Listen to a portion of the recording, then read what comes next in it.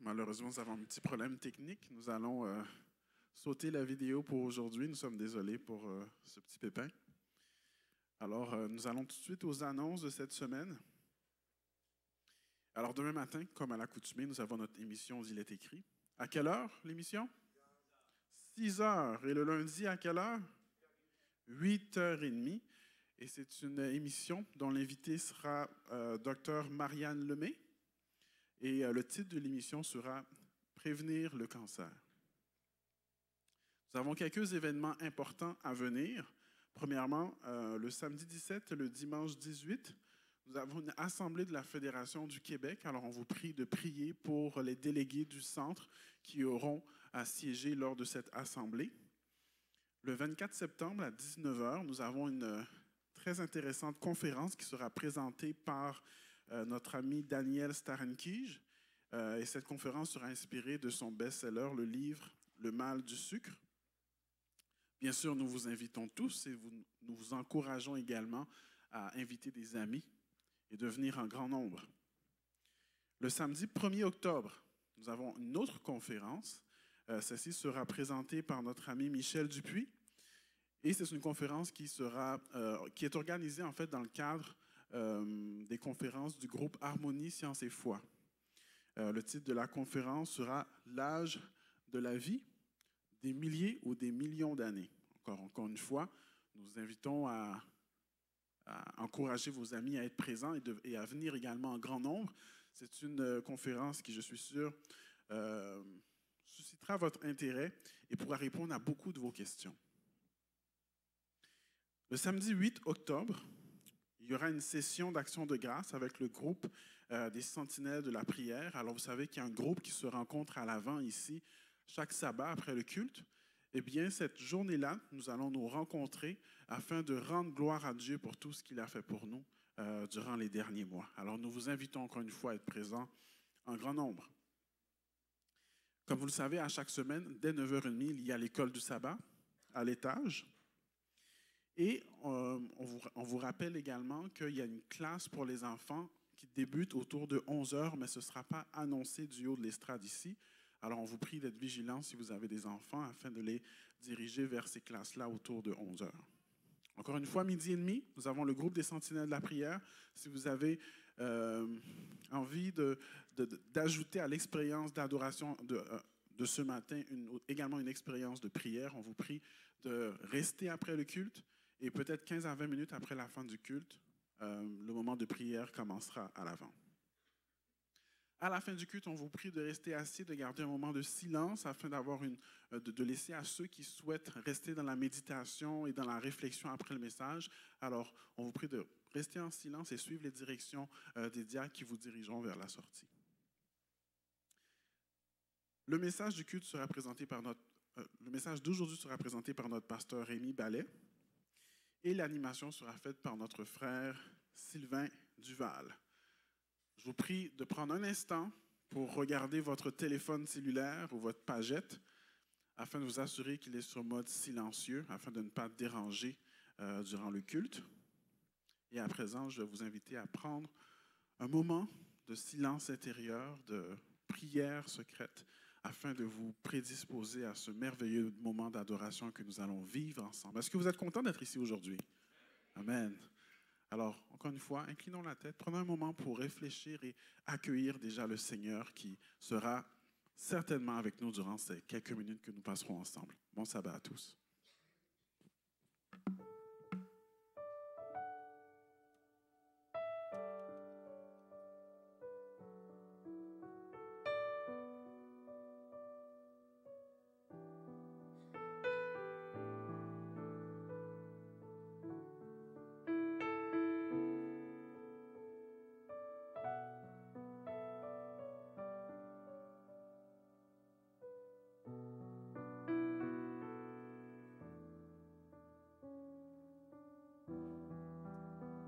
Bonjour à tous.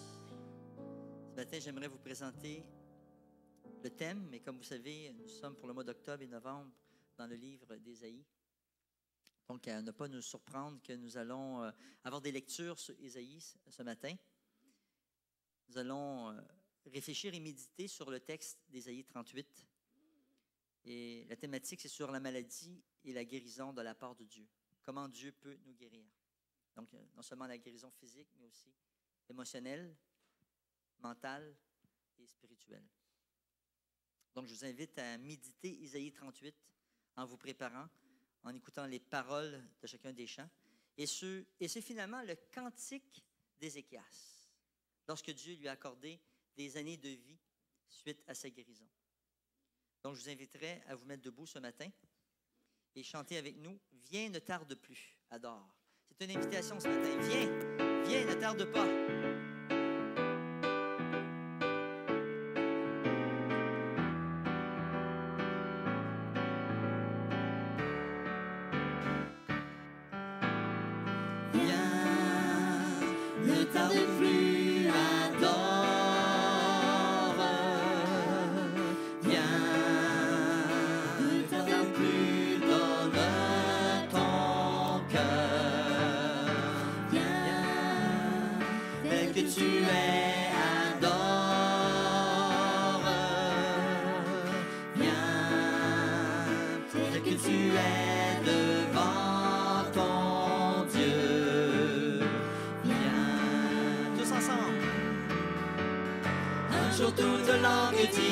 Tu es Dieu, un jour tout genou fléchira.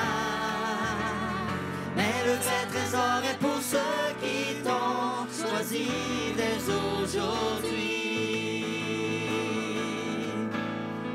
Viens, ne tarde plus, adore.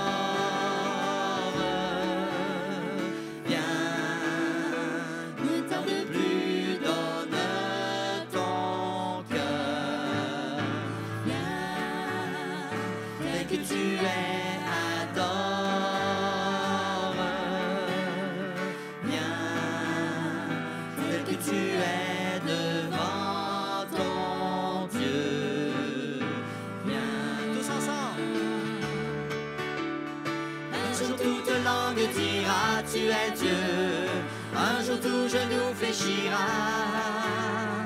Mais le vrai trésor est pour ceux qui t'ont choisi dès aujourd'hui. Un jour toute langue dira, tu es Dieu. Un jour tout genou fléchira. Mais le vrai trésor est pour ceux qui t'ont choisi dès aujourd'hui.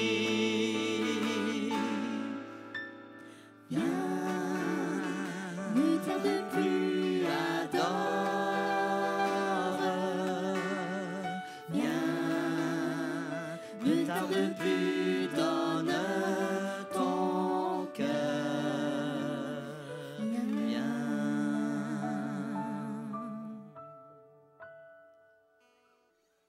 Voici le poème écrit par Ézéchias, roi de Juda, à l'occasion de sa maladie dont il avait été guéri.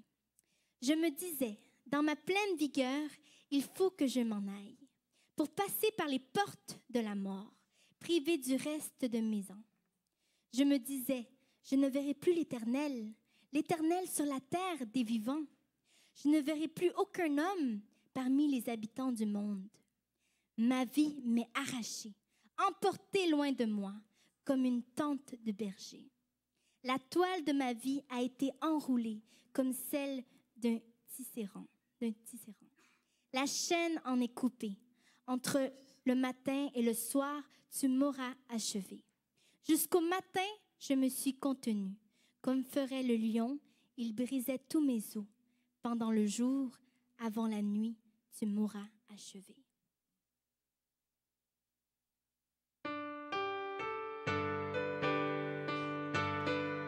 Venez tous le célébrer.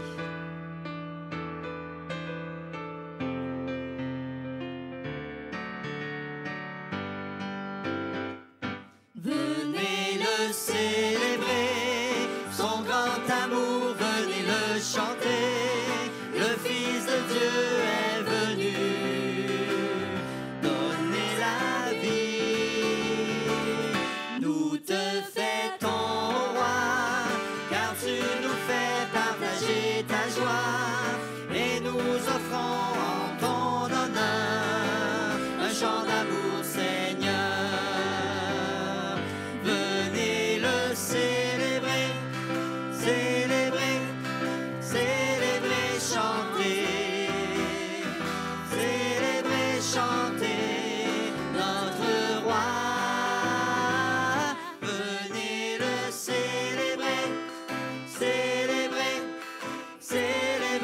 chanter, célébrer, chanter notre roi.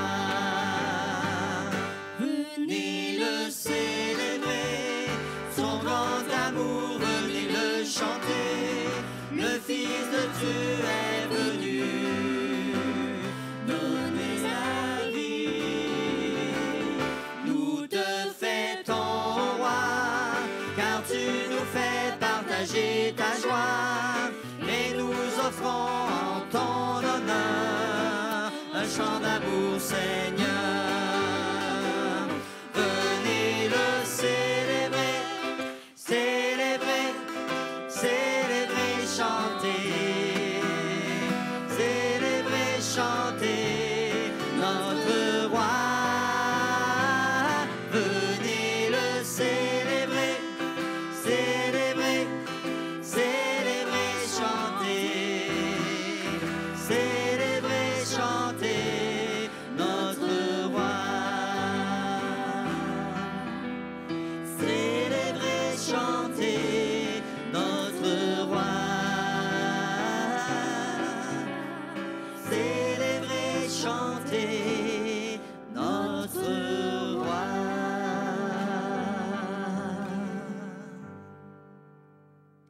Je poussais des cris comme une hirondelle ou une grue. Ainsi que la colombe, je gémissais. Mes yeux se sont lassés à regarder en haut.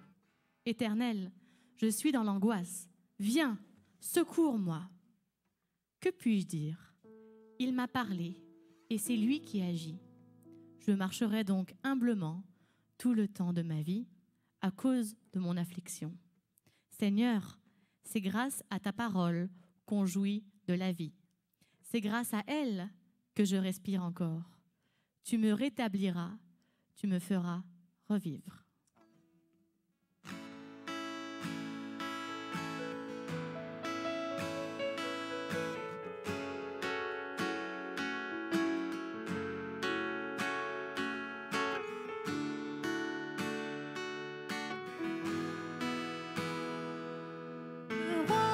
Dans sa splendeur,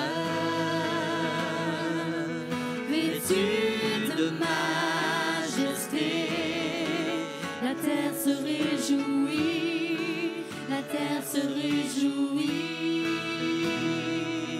Il est paré d'éclat, la nuit essaie de fuir au son de sa voix, au son de sa voix.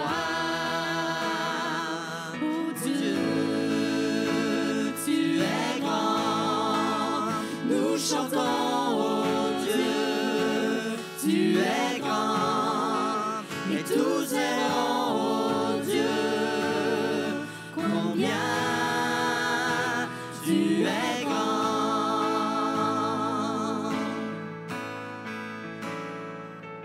Car d'âge en âge il règne, les temps sont dans sa main, commencement et fin, commencement et fin. Le Père, le Fils, l'Esprit, Trinité divine, le lion et l'agneau, le lion et l'agneau, tous ensemble. Dieu, tu es grand, nous chantons, oh Dieu, tu es grand, et tous verront, oh Dieu, combien tu es grand.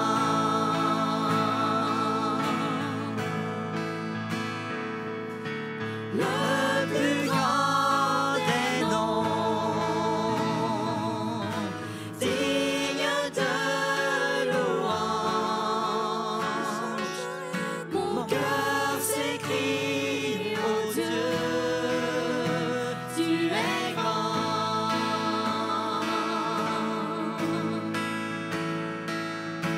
Le plus grand des noms,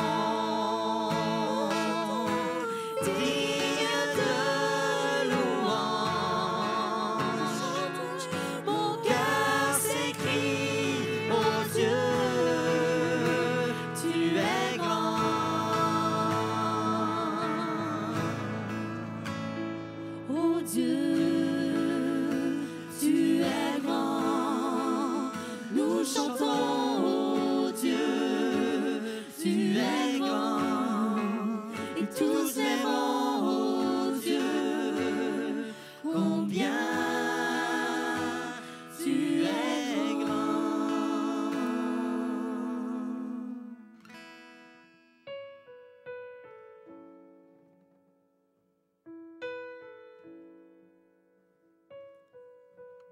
Oui, seulement notre Dieu est si grand. C'est le seul qui peut nous soutenir dans la maladie et aussi c'est le seul qui peut nous guérir. Ce matin, j'aimerais vous inviter à vous asseoir et à faire une prière personnelle. Une prière personnelle de guérison. Peut-être que vous n'êtes pas malade physiquement, mais peut-être vous l'êtes émotionnellement. Peut-être vous êtes dans l'angoisse ou dans l'anxiété. Peut-être que vous êtes malade spirituellement. Je vous inviterai à prendre 1 minute dans la prière personnelle. En même temps que nous allons chanter ce chant « Bénis l'Éternel », nous, notre chant, nous, notre prière sera le chant. Et je vous invite à fermer les yeux en méditant les paroles de ce chant, tout en priant, afin que le Seigneur puisse déposer sa main guérissante sur vous et sur l'Assemblée.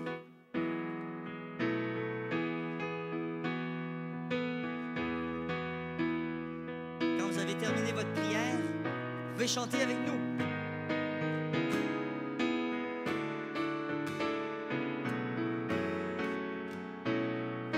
Bénis l'Éternel, mon âme. Bénis l'Éternel, mon âme. Sois émerveillé, sa fidélité ne dépendra pas des circonstances.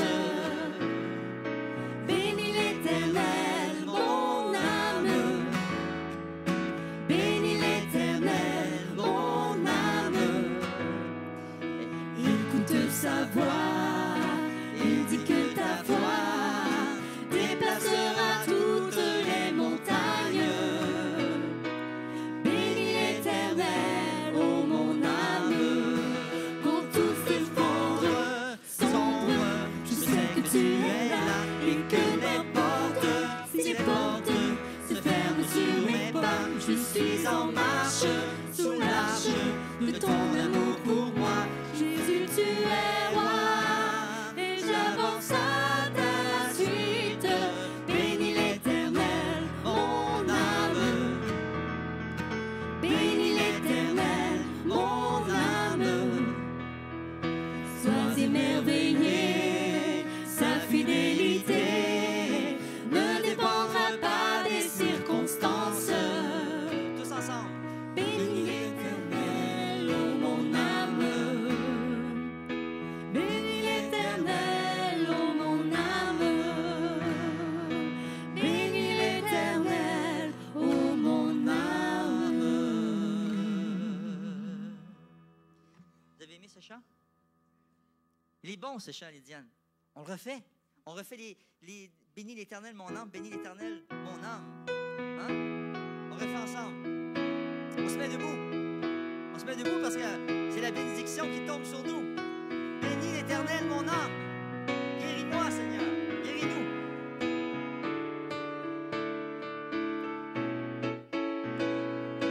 Bénis l'Éternel, mon âme. Bénis l'Éternel, mon âme. Sois émerveillé, sa fidélité ne dépendra pas des circonstances. Tous ensemble.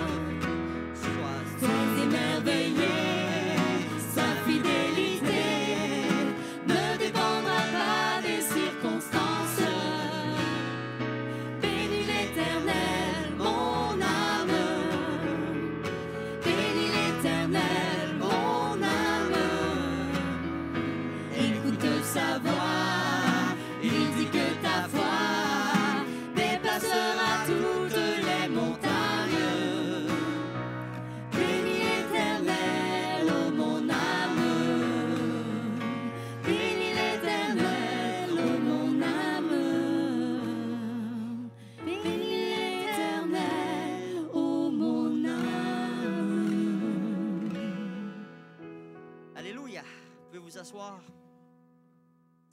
Et ce matin, nous avons l'opportunité d'avoir parmi nous une dame et des familles qui viennent de l'Australie. Donc, ce matin, j'aimerais vous présenter Mélissa Otto. Et avant toute chose, j'aimerais inviter ceux qui vont recueillir les dîmes et les offrandes de se préparer. Et pendant la cueillette des dîmes et des offrandes, nous allons voir Mélissa Otto qui vient de l'Australie avec son mari, qui je crois qui est au fond, occupé déjà avec un de ses enfants. Et ils ont 2 enfants, dont une petite fille, je crois, de bas âge. On parle peut-être de quelques mois. Ils sont venus aussi avec des amis de l'Australie. Donc, Myriane Pérez de l'église luso-brésilienne a pris contact avec moi. Et bien sûr, Myriane, tu pourrais peut-être juste inviter tes amis à se mettre debout. On aimerait les voir. We'd like to see you. Just stand up, please. Okay? And the husband. Where's the husband? Where's the husband? We have to see him. Ah, it's the key. It's the key. It's the key. It's the key. It's the key for her. Parce que c'est le ministère. Donc, on voit son mari peut-être en arrière qui est occupé avec l'enfant. Il est en arrière? En salle des mères. Ah, la salle des mères, c'est ça. Donc, on est content d'avoir ces familles ici parmi nous ce matin. C'est un privilège. Mélissa, actuellement, fait une tournée pour environ 6 mois en Amérique du Nord. Donc, elle termine dans 2 semaines, je crois, ou dans 1 semaine ici au Canada. Et après ça, elle s'en va aux États-Unis. Et ce soir, il y a un concert à l'église luso-brésilienne à 7 h, près du métro. 18 h, donc à 6 h, donc 18 h, près du métro Frabre. OK, vous dirigez après ça vers Bélanger. Vous allez voir, l'église est juste sur le côté. Si vous voulez avoir plus d'informations, il y a un prospectus qui est accroché à la porte. Donc, ne manquez pas ça, je crois que ça va être une opportunité. Nous, pour certains, nous serons bien sûr à la session de la Fédération du Québec. Donc, on ne sera pas au concert, mais on va prier pour toi, Mélissa, et toi, prie pour nous, pour cette session qu'on va avoir. Donc, que le Seigneur puisse nous bénir. Vous allez voir les paroles s'afficher en anglais et en français à l'écran. Écoutons attentivement.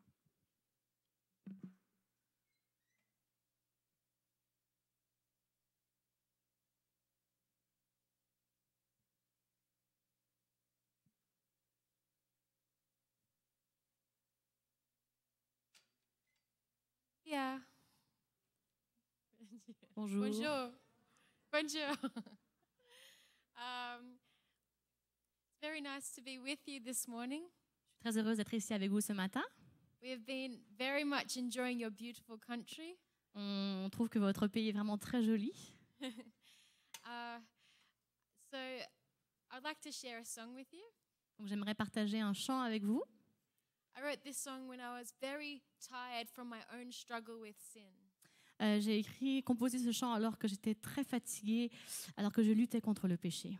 And very discouraged at my continual failures with sin. Et aussi découragée parce que je tombais et je n'arrivais pas à me relever. But God reminded me that He is a good Father. Mais le Seigneur m'a rappelé qu'il est un bon père. He is a good doctor. Il est un bon médecin. And He had the ability to heal me. Et c'est lui qui m'a guéri. And He would take responsibility for my healing. Et aussi, il a été responsable de ma guérison.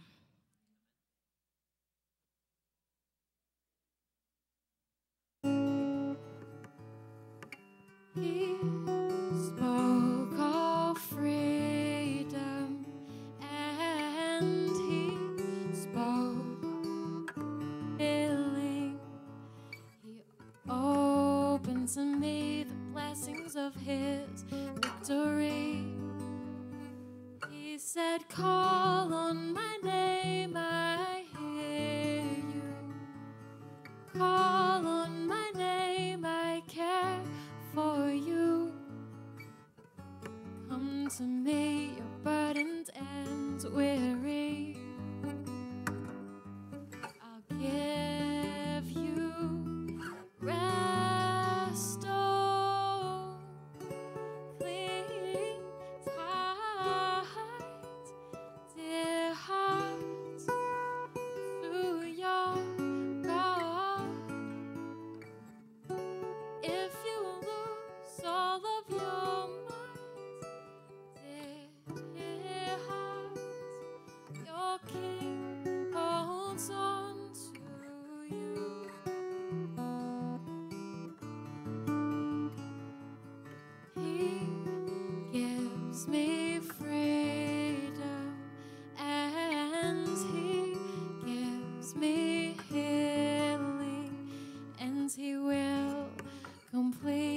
good work He began in me. When my soul calls for help from a desert, You find me and carry me through it, saying, breathe, just breathe. I've got You. Cling tight, dear heart, to your God. If you lose all of your might, dear heart, your King holds on to you. Oh, sovereign Lord, oh, strong deliverer, who trains my hands for the day of battle. You rescue me from my strong enemy.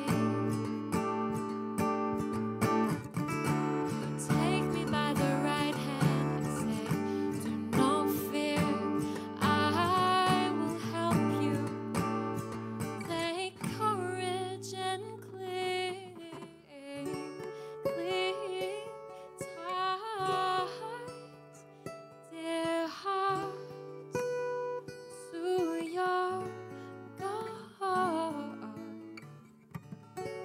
If you lose all of your might, dear heart, your King holds on to you.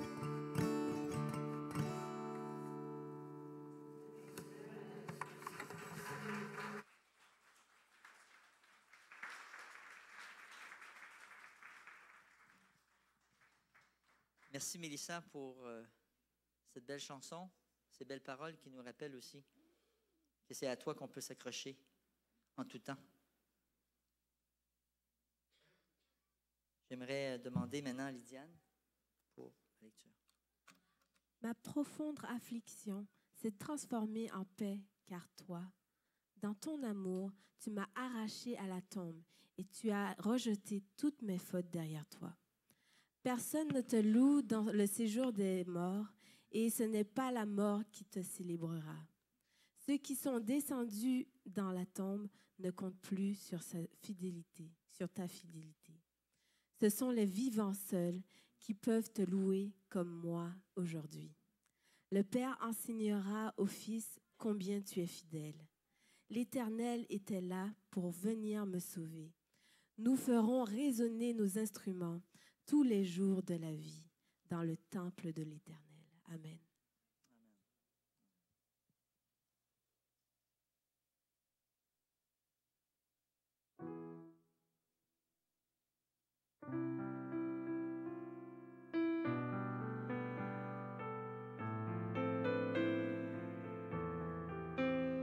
Donc, notre guérison est possible grâce au sacrifice de Jésus sur la croix.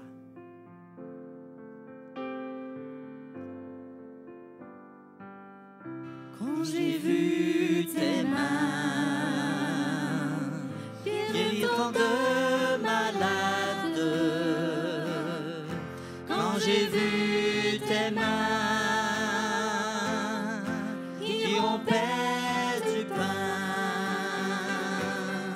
pour nourrir tout autour de toi des milliers d'hommes, Seigneur, en retour, reçois mon amour. Seigneur, en retour, reçois mon amour. Quand j'ai vu tes pieds saigner de partout, quand j'ai vu tes pieds passé par le clou pour sauver tout autour de toi des milliers d'hommes. Seigneur, en retour, reçois mon amour. Seigneur, en retour, reçois mon amour. Quand j'ai vu tes yeux, pleins de pleurs, de larmes, quand j'ai vu tes yeux, au regard d'amour, pardonner tout autour de toi des milliers d'hommes. Seigneur, en retour, reçois mon amour. Seigneur, en retour, reçois mon amour. Tous ensemble. Et quand j'ai vu ton corps, tout meurtri de coups, quand j'ai vu ton corps, vivant malgré tout, ressuscité pour toujours, des milliers d'hommes.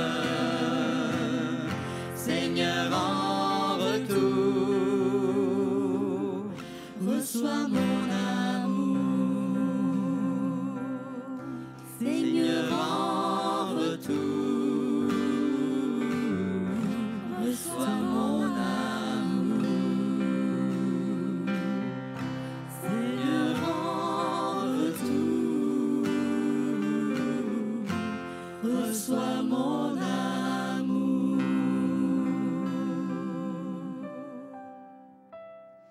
Et je vis comme une mer de verre mêlée de feu, et ceux qui avaient vaincu la bête, vous pouvez lire avec moi, et son image et le nombre de son nom, debout sur la mer de verre, ayant des harpes de Dieu.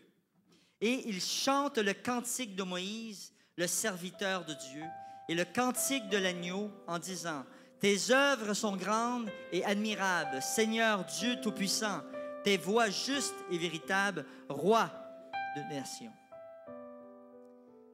Ce matin, j'aimerais inviter le pasteur Rémi à partager avec nous la parole et que Dieu puisse nous accorder l'oreille du disciple.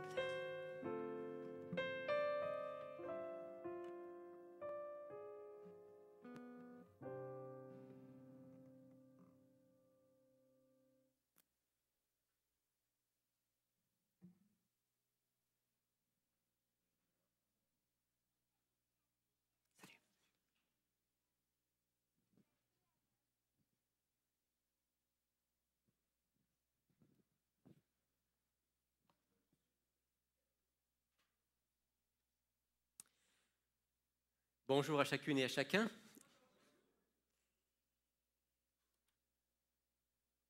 Ce matin, vous savez de quel livre de la Bible je vais tirer le message que je veux partager avec vous. Livre du prophète Ésaïe. On a eu la possibilité la semaine dernière de commencer cette série sur Ésaïe avec le message de mon ami Sylvain qui était consacré au tout premier chapitre du livre d'Ésaïe, Ésaïe chapitre 1er. Et aujourd'hui, je vais poursuivre avec un autre chapitre. En fait, vous allez vous rendre compte que dans cette série, on ne va pas forcément être systématique dans le sens de commencer au chapitre 1er et aller jusqu'au chapitre 66. J'ai laissé aussi aux différents prédicateurs la possibilité de choisir le texte qui les inspirait le plus. Donc de temps en temps, on va passer du début d'Ésaïe à la fin d'Ésaïe, on va revenir au milieu. Aujourd'hui, je veux d'abord vous rappeler qui est Ésaïe.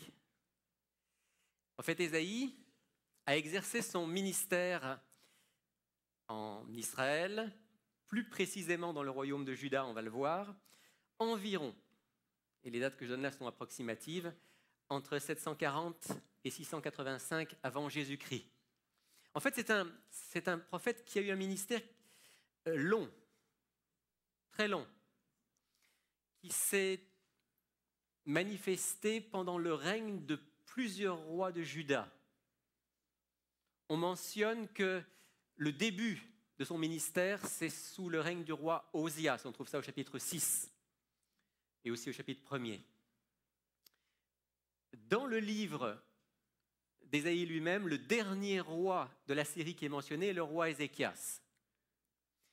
Mais la tradition juive dit que Ésaïe exerçait son ministère, il était déjà très âgé, jusqu'au début du règne du roi Manassé. Même si vous ne connaissez pas bien l'histoire biblique, peut-être que les noms vous disent quelque chose. Si je dis Ézéchias, vous dites bon roi ou mauvais roi? Un bon roi. Un roi qui a eu une influence importante. D'ailleurs, probablement que Ésaïe a eu une influence sur Ézéchias pour amener le peuple dans la voie de la piété, de la justice, de l'amour, de la foi. Et il y a eu un réveil, une réforme à l'époque du roi Ézéchias. Maintenant, si je dis Manassé, vous dites bon roi ou mauvais roi? Oui. Oui. Globalement, très mauvais roi, même si Manassé a vécu aussi une expérience avec Dieu vers la fin de sa vie. Et la tradition juive dit que Ésaïe serait mort en martyr au début du règne de Manassé. En fait, la tradition dit que Manassé aurait ordonné que Ésaïe soit scié en deux. Et on trouve dans l'Épître aux Hébreux, au chapitre 11, un écho de cette tradition, lorsque dans les héros de la foi qui sont mentionnés, vous savez, Hébreux chapitre 11, c'est le chapitre des héros de la foi, où on parle depuis Abel jusqu'au juge. Et il y a un verset qui dit que certains ont été délivrés de la mort par Dieu, mais que d'autres n'ont pas eu cette délivrance, mais ont été, et alors là on donne toutes sortes d'expressions, et une expression dit « scier en deux ». Et cette expression s'applique très certainement à Ésaïe, qui serait donc mort en martyr sous le règne de Manassé. Ésaïe est l'un des prophètes majeurs de l'Ancien Testament, c'est aussi l'un de ceux qui ont écrit les livres les plus longs, il y a 66 chapitres. Il vit donc à une époque où le territoire d'Israël est divisé en deux royaumes. Au nord, le royaume qu'on appelle le royaume d'Israël, ou parfois on résume avec une des tribus, donc Éphraïm. Au sud, le royaume du sud, qui est donc le royaume de Juda. En fait, c'est pendant la vie d'Ésaïe et pendant son ministère que le royaume du nord va tomber. Vous avez ici, vous voyez, la capitale du royaume d'Israël, c'était Samarie. Et vous avez ici écrit en dessous, détruite en 722 avant Jésus-Christ. Effectivement, la ville de Samarie a été prise par les Assyriens et elle est tombée en 722 avant Jésus-Christ pendant le ministère d'Ésaïe. Le chapitre que je vais lire avec vous aujourd'hui, ou plutôt l'extrait du chapitre que je vais lire avec vous, se passe dans la première partie du ministère d'Ésaïe. Et c'est une prophétie qui retentit. Il faut dire que tous les messages prophétiques d'Ésaïe sont généralement retentissants. Ce sont des menaces, ce sont des avertissements, ce sont des appels à la conversion, au retour vers Dieu. Et les prophéties d'Ésaïe dépassent de beaucoup le royaume de Juda et le royaume d'Israël. En fait, si vous lisez par exemple les chapitres, à partir du chapitre 15, 16, 17, 18, vous allez voir qu'il y a des prophéties sur différentes nations. Il y a deux grandes puissances à l'époque d'Ésaïe. Il y en a une qui est au sud, et c'est l'Égypte, qui est encore à ce moment-là une grande puissance. Il y en a une qui est au nord, et c'est l'Assyrie. Et dans cette période-là, les rois de Juda et les rois d'Israël ont eu tendance tantôt à s'associer aux roi d'Égypte contre la Syrie, parfois le contraire, menacés par ces deux grandes superpuissances, eux qui étaient, comme vous le voyez, géographiquement situés au milieu entre les deux, avaient tendance à tantôt s'allier à l'un, tantôt s'allier à l'autre. Dieu, lui, leur avait conseillé de ne s'allier à personne, de rester fidèles et de lui faire confiance. Les deux grandes puissances de l'époque sont donc l'Égypte et la Syrie. Et ces deux grandes puissances ont en commun que ce sont des puissances païennes, idolâtres, des puissances qui ont des velléités d'expansion, qui veulent s'agrandir et qui veulent donc conquérir des territoires. Les deux sont intéressés par le territoire d'Israël. Les deux sont des puissances ennemies pour Israël et pour Juda. Et alors Isaïe, inspiré par Dieu, va donner des messages d'avertissement à toutes ces nations. Il va prophétiser sur la Syrie, sur les Philistins, sur Moab, sur Damas et la Syrie, sur l'Éthiopie, sur Babylone. Dans d'autres prédications, on va revenir sur Babylone, parce que Babylone est un thème majeur du livre du prophète Ésaïe. Dieu menace les nations. Il leur annonce le jour du jugement. Il leur dit qu'il va y avoir pour eux un jour où ils devront rendre compte de leur idolâtrie, de leur injustice, de leur méchanceté, de leur violence. Et au milieu de toutes ces menaces, il y a un texte étonnant. Au milieu des prophéties d'Ésaïe sur toutes les nations, il y a un texte étonnant, une prophétie sur l'Égypte et sur la Syrie qu'on trouve au chapitre 19. Ce sera notre texte pour aujourd'hui. Ésaïe chapitre 19, versets 18 à 25. Si vous avez une Bible avec vous, je vous invite maintenant à l'ouvrir et à lire avec moi Ésaïe chapitre 19, les versets 18 à 25. Avant de lire, j'aimerais simplement prier avec vous. Cher Père Céleste, tu as bien voulu te révéler à nous, et en particulier, tu l'as fait à travers ton Fils Jésus, plus que tout. Tu l'as fait aussi à travers les messages de tes serviteurs, les prophètes. Père du ciel, je sais que cette parole n'était pas seulement pour Ésaïe et pour le peuple d'Israël et de Juda à son époque, c'est aussi un message pour nous aujourd'hui. C'est la raison pour laquelle j'aimerais, Père Céleste, te demander maintenant de donner un cœur ouvert, un esprit intelligent pour comprendre ta parole, pour la recevoir, pour nous laisser transformer par elle, pour la mettre en pratique et pour être des témoins pour toi, au nom de Jésus. Amen. Ésaïe 19, à partir du verset 18. En ce jour-là, dit Ésaïe, il y aura 5 villes au pays d'Égypte qui parleront la langue de Canaan et qui prêteront serment par l'Éternel des armées. L'une d'elles sera appelée Ir-Ahéres. En ce jour-là, il y aura un autel à l'Éternel au milieu du pays d'Égypte et près de la frontière, un monument à l'Éternel. Ce sera pour l'Éternel des armées un signe et un témoignage dans le pays d'Égypte, quand ils crieront à l'Éternel à cause des oppresseurs et qu'il leur enverra un sauveur. Il prendra leur parti pour les délivrer. L'Éternel sera connu des Égyptiens et les Égyptiens connaîtront l'Éternel en ce jour-là. Ils rendront un culte avec des sacrifices et des offrandes. Ils feront des vœux à l'Éternel et les accompliront. Alors l'Éternel frappera les Égyptiens, il frappera, mais il guérira. Et ils se convertiront à l'Éternel, il se laissera fléchir et il les guérira. Et en ce jour-là, il y aura une route d'Égypte en Assyrie. Les Assyriens iront en Égypte et les Égyptiens en Assyrie. Et les Égyptiens, avec les Assyriens, rendront un culte à l'Éternel. En ce jour-là, Israël sera un troisième, avec l'Égypte et la Syrie, à être une bénédiction pour toute la terre. que l'Éternel des armées bénira en disant « Béni soit l'Égypte, mon peuple, l'Assyrie, œuvre de mes mains, et Israël, mon héritage. » Quand vous lisez, quand vous écoutez ce texte, je ne sais pas si vous entendez le coup de tonnerre que cette prophétie représente au sein du peuple d'Israël. Si on se replace dans le contexte, Israël et Juda,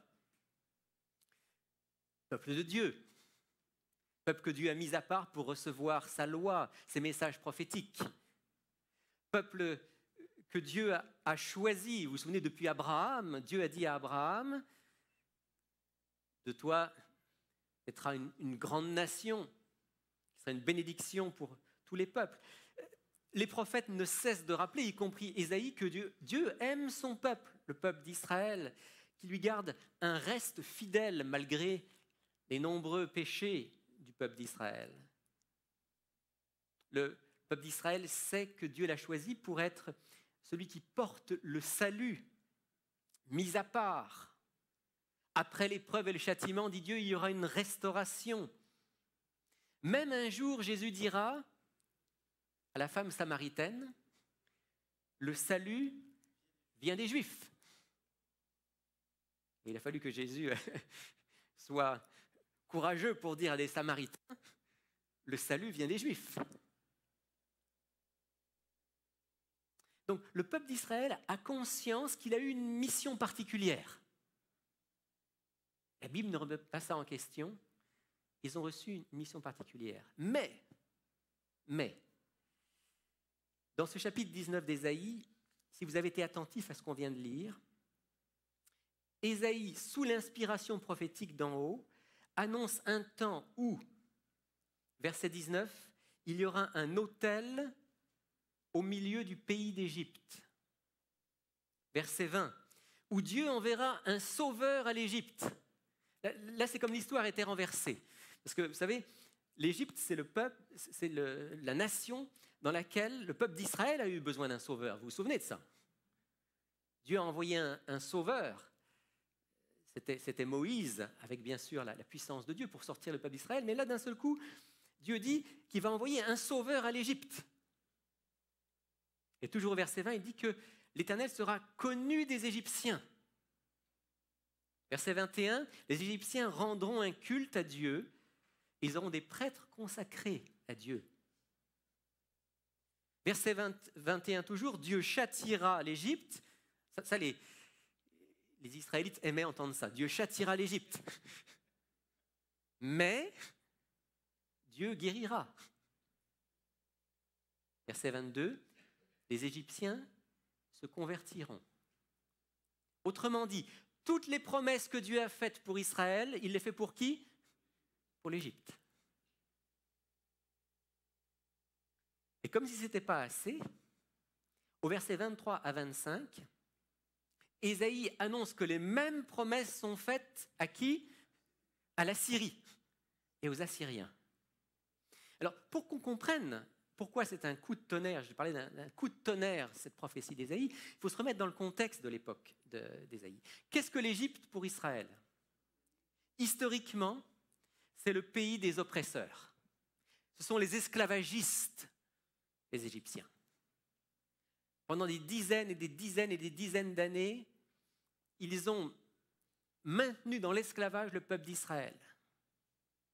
Donc l'Égypte, c'est le peuple ennemi, c'est le peuple dont on s'est libéré. C'est la nation qu'on a quittée, dont on ne veut plus entendre parler. À l'époque même d'Ésaïe, l'Égypte, c'est une grande puissance menaçante qui taxe Israël, qui lui fait payer des impôts et qui cherche à l'annexer. Donc l'Égypte, c'est l'ennemi. Maintenant, qui est l'Assyrie pour Israël? Une autre puissance régionale extrêmement forte, montante, qui veut conquérir le plus grand territoire possible, qui à l'époque même d'Ésaïe est venue jusque dans le territoire d'Israël pour assiéger Samarie. C'est la nation qui va ou qui vient, on ne sait pas exactement quand Ésaïe a écrit le chapitre 19, qui va ou qui vient d'annexer le royaume du Nord. Donc la Syrie, qui est aussi une puissance qui soumet à l'esclavage le peuple d'Israël, c'est l'ennemi. En parlant de l'Égypte et en parlant de la Syrie, Dieu vient de dire à Israël qu'il va y avoir un grand mouvement de réforme, de réveil spirituel chez les ennemis. Ce que Dieu est en train d'annoncer par Ésaïe, c'est un message étourdissant pour Israël. Vos pires ennemis, ceux que vous détestez, ceux qui vous menacent, ceux qui vous ont fait du mal, ces idolâtres païens incirconcis vont connaître Dieu. Ils vont se repentir. Ils vont même devenir, d'après le verset 25, le peuple de Dieu. Ceux que vous considériez comme les pires des hommes vont non seulement devenir des enfants de Dieu comme vous, mais ils vont devenir une bénédiction pour toute la planète, des instruments entre les mains de Dieu pour faire du bien au monde. Voilà le message d'Ésaïe à Israël. Je ne sais pas si vous entendez le caractère vraiment étonnant, surprenant, difficile à écouter de ce message. Ce matin, je voudrais me poser la question à travers ce texte. Et ce texte, j'aimerais vous inviter régulièrement à le relire. À relire ce chapitre 19, qui est un chapitre merveilleux. Ce matin, j'aimerais qu'on se pose la question, qu'est-ce que Dieu voulait dire à Israël? Qu'est-ce qu'il voulait enseigner à Israël à travers cette prophétie? Et d'une manière plus précise pour nous, qu'est-ce que Dieu a à nous dire, à nous croyants des derniers temps, à nous qui sommes des croyants de la fin de l'histoire humaine? Qu'est-ce que cette prophétie a à nous dire? Parce que cette prophétie, fondamentalement, c'est une prophétie pour le temps de la fin. Bien sûr, elle a été donnée à Israël, elle avait quelque chose à dire dans le contexte d'Israël à l'époque d'Ésaïe. Mais fondamentalement, c'est une prophétie, c'est un message pour ceux qui vivent au temps de la fin.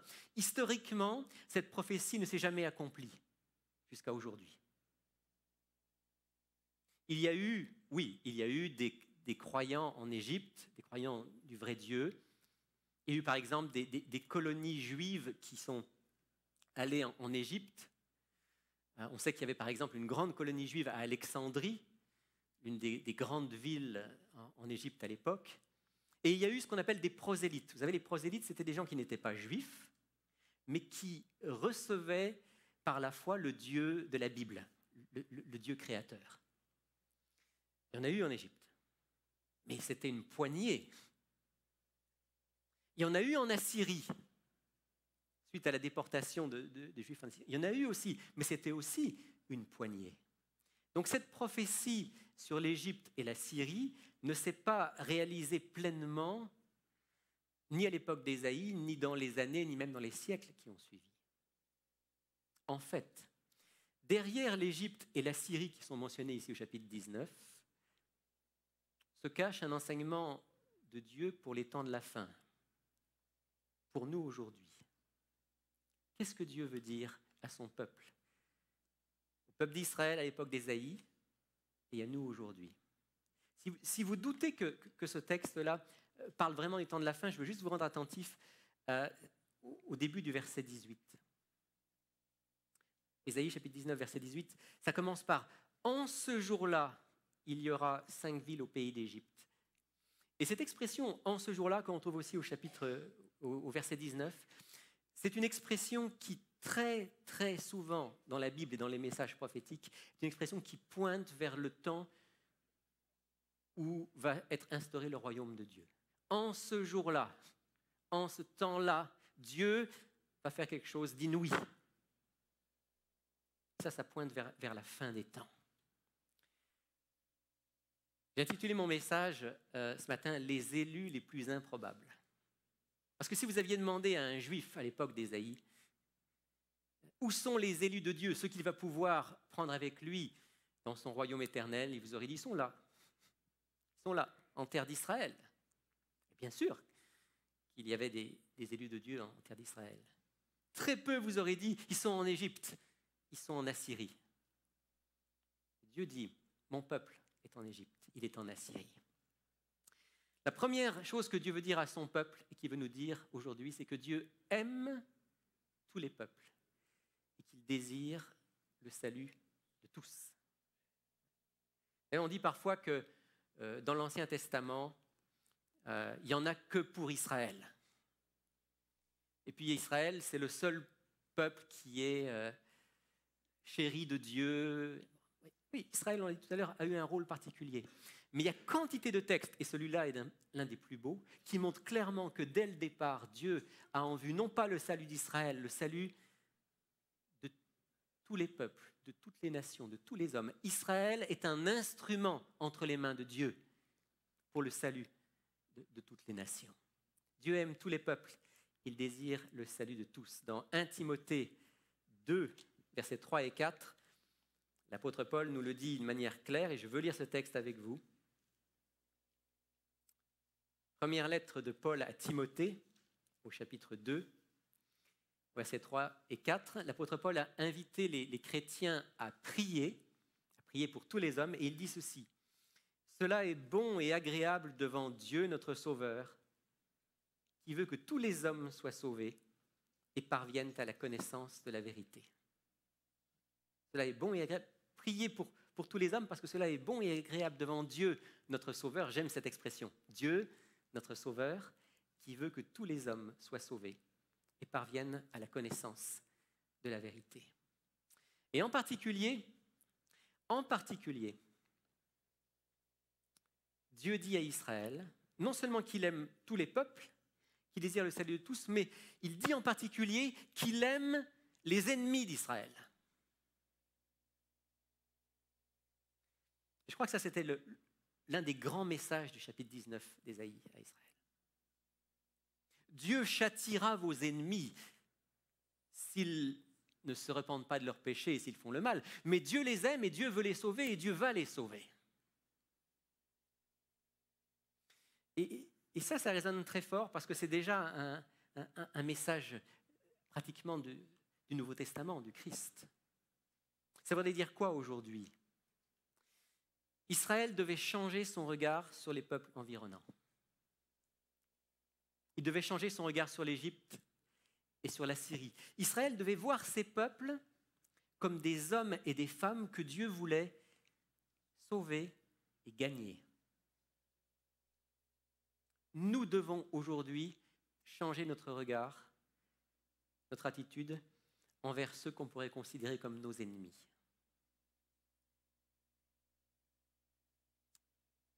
Ceux qu'on considère parfois comme les ennemis de Dieu,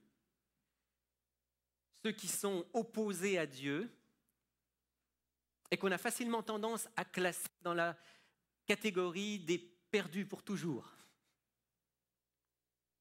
Ce que Dieu est en train de nous dire à travers le chapitre 19 d'Ésaïe, c'est que lui, Dieu, il aime les athées.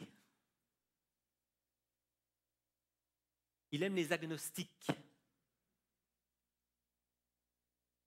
Il aime les matérialistes.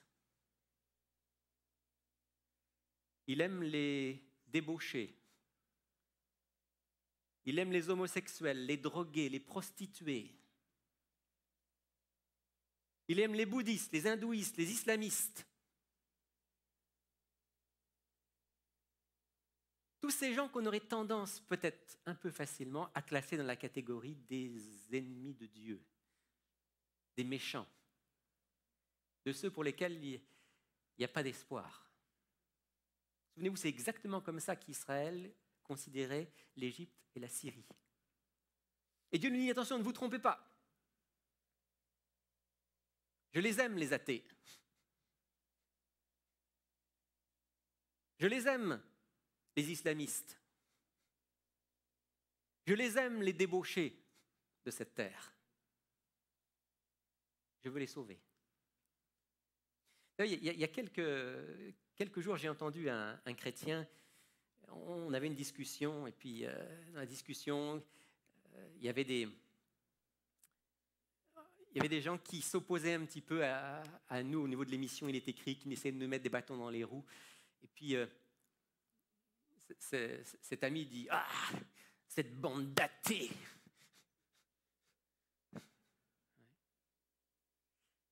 J'étais en train d'étudier le chapitre 19 d'Ésaïe. Ça m'a fait mal quand il a dit ça. Bien sûr que Dieu ne veut pas que les athées demeurent athées. Bien sûr que Dieu ne veut pas que les débauchés demeurent des débauchés. Ni les islamistes terroristes demeurent dans ces actes incompréhensibles. Mais Dieu les aime. Un jour, Dieu devra détruire tous ceux qui auront refusé sa main tendue, tous ceux qui auront refusé la proposition du salut qui est faite à tous. Mais jusqu'au jour du jugement, Dieu va tout faire pour sauver le maximum.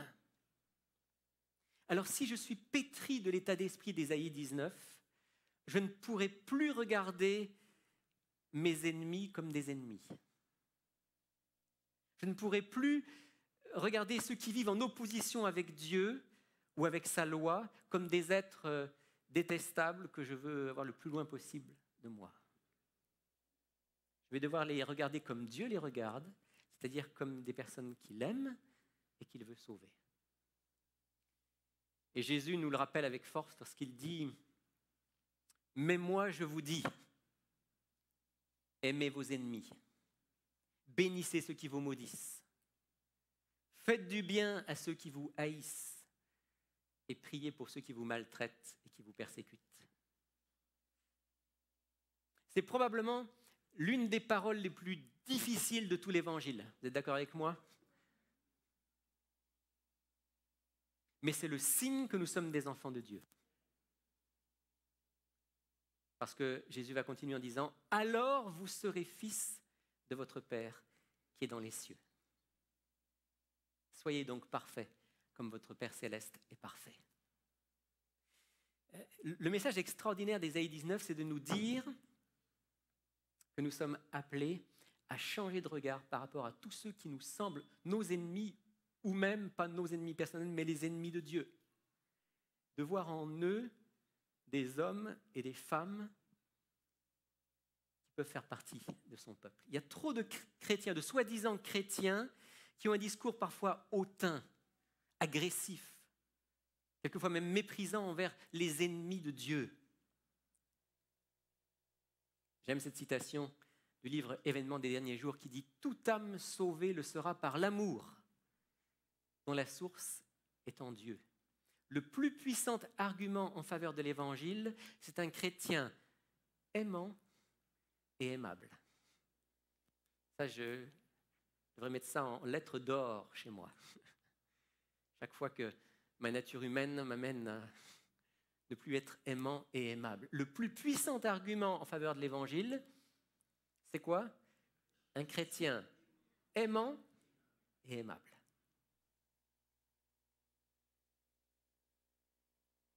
John Stott, dans son commentaire du Sermon sur la montagne, dit ceci. Il parle de la prière pour nos ennemis. Il dit, dans la prière, nous avançons vers l'ennemi. Nous nous plaçons à ses côtés. Nous sommes avec lui. Nous intervenons devant Dieu en sa faveur. En outre, si la prière de Christian exprime à quel point nous aimons, elle est également un moyen de faire croître notre amour. En effet, il n'est pas possible de prier vraiment pour quelqu'un sans l'aimer, ni de persévérer pour lui dans la prière, sans que notre amour en sorte plus fort et plus mûr. C'est pourquoi nous n'avons pas à attendre d'éprouver de l'amour pour notre ennemi avant de nous mettre à prier pour lui. En priant, notre amour naîtra, deviendra comme un bourgeon, puis s'épanouira. Jésus priait pour ses bourreaux alors qu'ils enfonçaient des clous dans ses pieds et dans ses mains. C'est le message de l'Évangile. Et on a déjà dit souvent que Ésaïe était considéré comme l'Évangile de l'Ancien Testament. Là, au cœur du livre du prophète Ésaïe, dans Ésaïe 19, je vois l'Évangile. Je vois que Dieu dit à Israël, aimez vos ennemis, aimez l'Égypte, aimez la Syrie, priez pour eux, car eux aussi, je veux faire d'eux mon peuple. Dieu me dit ce matin, aime les athées, aime les agnostiques, aime les matérialistes, aime les débauchés, aime les islamistes. Mais il y a plus. Dans ce passage, non seulement Dieu montre l'amour qu'il a pour tous les peuples, y compris pour l'Égypte et la Syrie, mais Dieu nous dit autre chose par rapport à ces élus les plus improbables.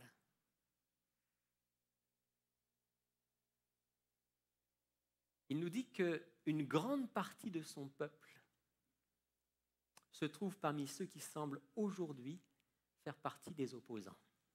Est-ce que nous sommes conscients de ça? Une grande partie de son peuple, c'est ce que dit le texte.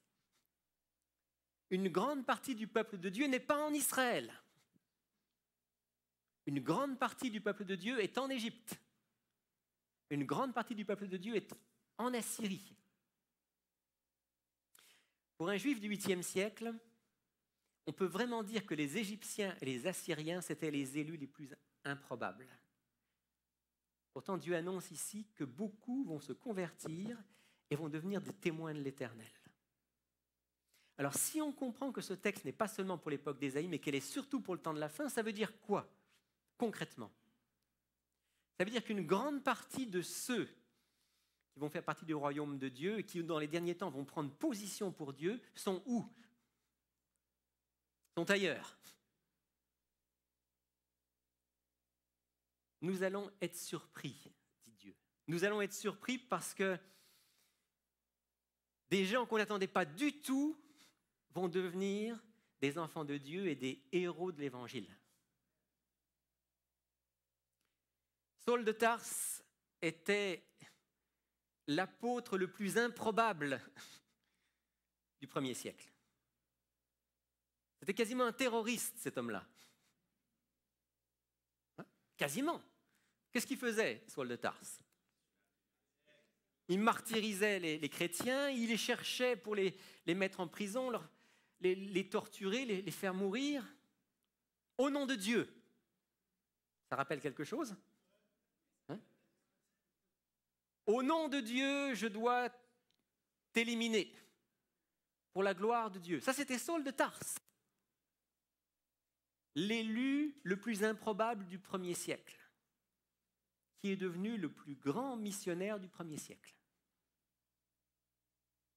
Et Dieu savait que parmi ces gens qui étaient des farouches opposants au christianisme, il y avait des hommes et des femmes qui allaient devenir ses enfants et des instruments entre ses mains. Matthieu, que certains auraient appelé le péager voleur, était l'apôtre le plus improbable. Et pourtant, il est devenu, par la grâce de Dieu, l'un des 12, et à travers Matthieu, l'évangile a été prêché au monde entier, puisqu'il a écrit l'un des évangiles, qui jusqu'à aujourd'hui est une bénédiction pour connaître la vie et l'œuvre du Christ.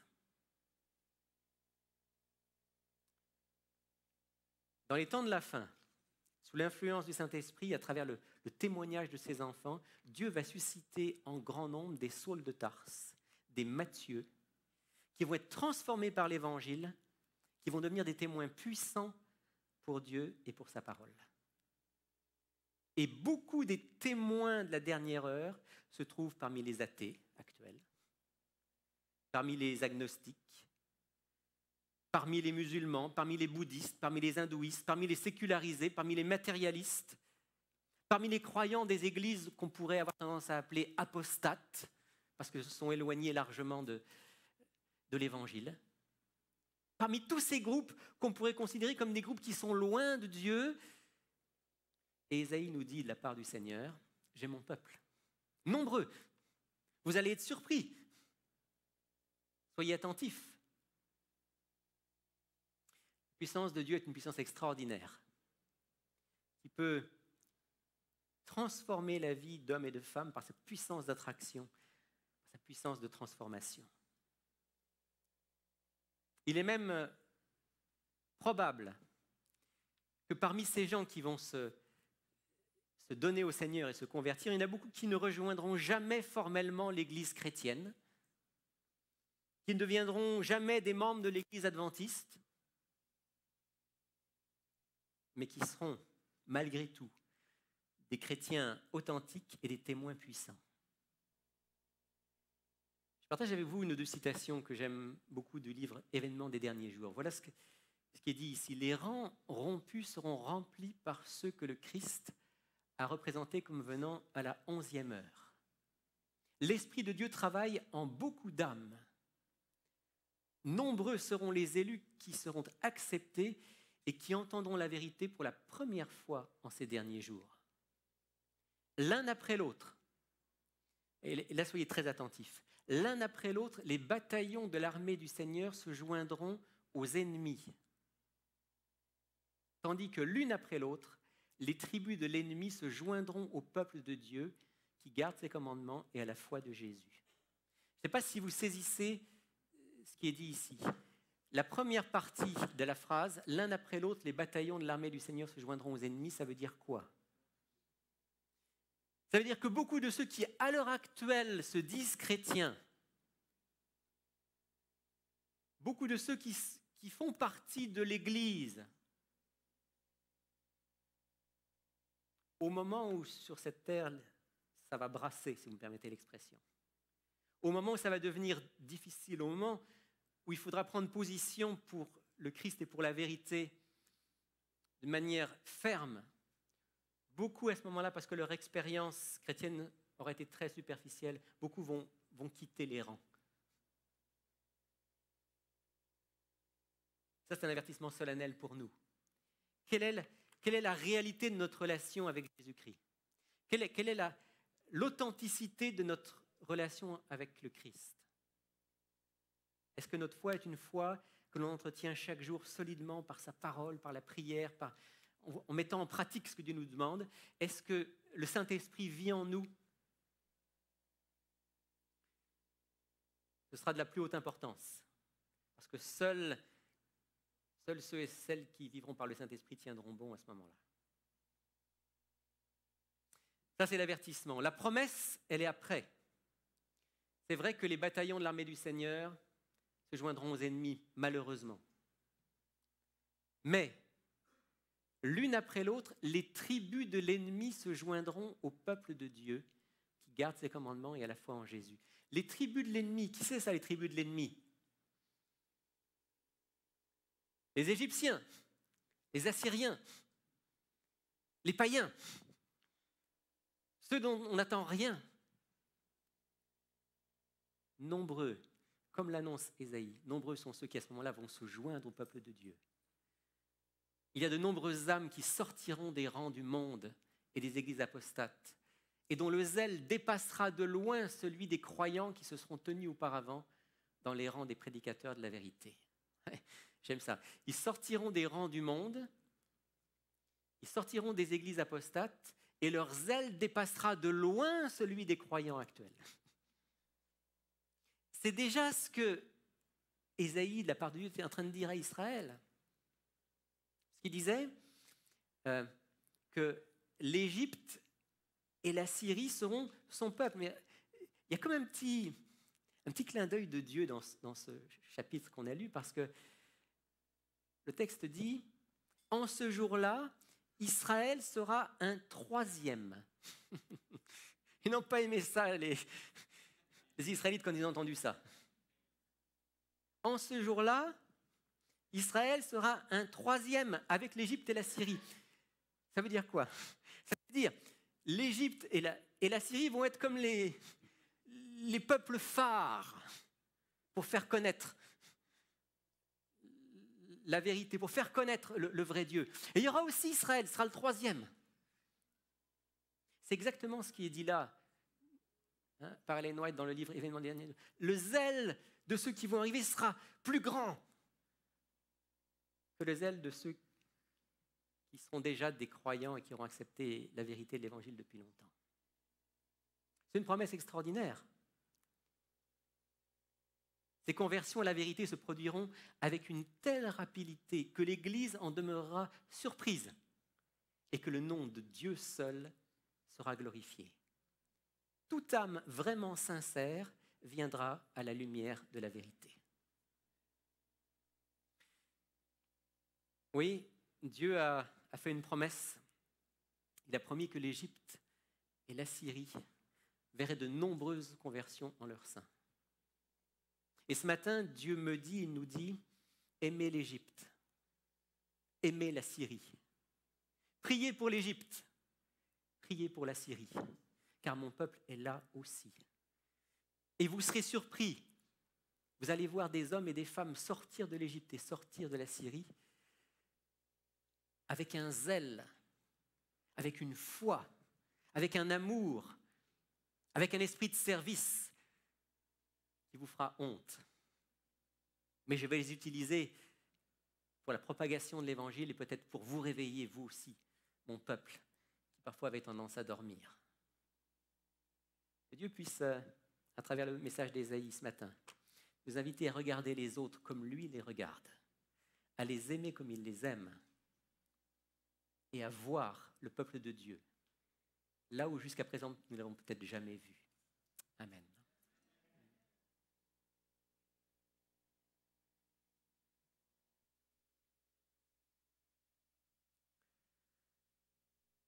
J'aimerais vous inviter à chanter avec moi en terminant ce très beau chant qui vous invite tous à prendre le flambeau de l'Évangile pour le partager avec ce monde qui est dans la nuit, mais où la lumière a lui. Levons-nous pour chanter « Prends le flambeau ».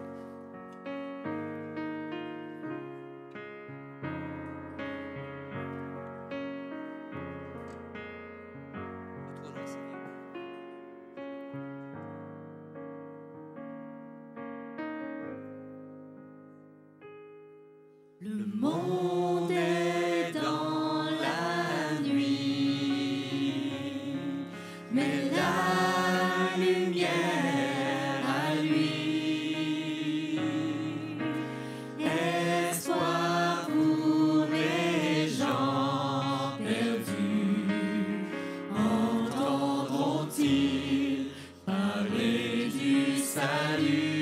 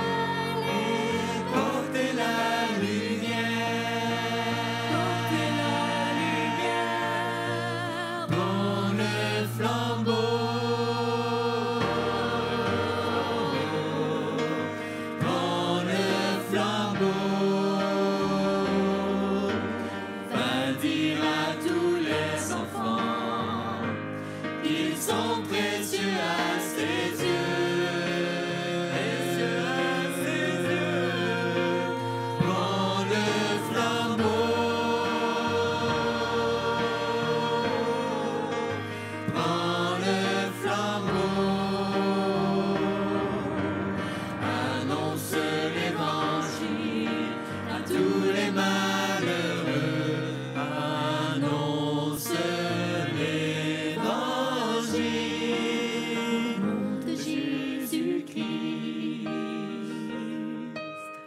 Prends le flambeau au nom de Jésus-Christ. Prends le flambeau et jusqu'au bout de la nuit. Prends le flambeau au nom de Jésus-Christ. Prends le flambeau.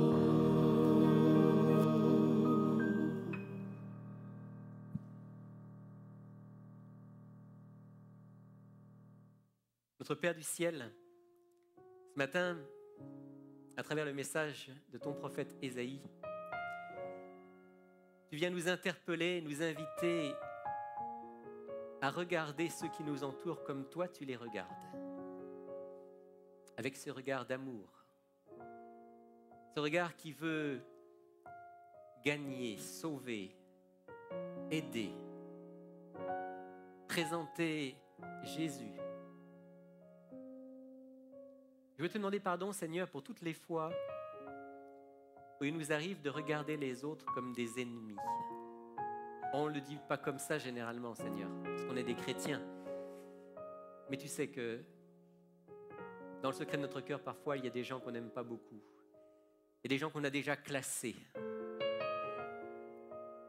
S'il te plaît, Seigneur, change cela. Et permets-nous, par la foi, de voir que parmi les gens les plus apparemment opposés à toi, éloignés de toi, il y a des centaines, des milliers, des millions d'hommes et de femmes qui ont un cœur qui te cherche, qui ont un cœur sincère, qui peut-être, Seigneur, sont opposés à toi parce qu'on leur a présenté un faux évangile, qui peut-être sont opposés à toi parce qu'ils ne te connaissent pas, simplement, qui peut-être n'ont pas encore vécu l'expérience de la repentance, mais qui bientôt le vivront et vont être des enfants de Dieu passionnés pour toi. Donne-nous par la foi de voir cela et dès maintenant, Seigneur, de nous réjouir et de collaborer avec toi. Prendre le flambeau, qu'on vient de le chanter, pour être une lumière dans ce monde. J'aimerais te demander pour chacun d'entre nous qui sommes là ce matin, durant cette semaine, donne-nous l'occasion de rencontrer quelqu'un à qui on va pouvoir faire du bien, quelqu'un avec qui on va pouvoir partager ton amour, quelqu'un qu'on pourra ne pas juger, qu'on pourra écouter et qui peut-être, Seigneur, pourra s'ouvrir à la beauté, à la lumière de l'Évangile. Fais de nous des collaborateurs avec toi dans l'esprit du chapitre 19 d'Ésaïe et dans la perspective du proche retour de Jésus. C'est notre prière en son nom. Amen. Vous pouvez vous asseoir.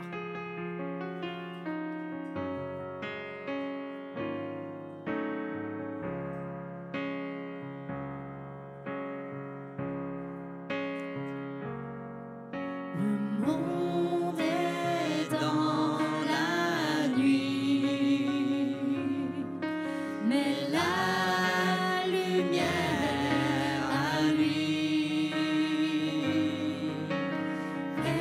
Espoir pour les gens perdus, entendront-ils?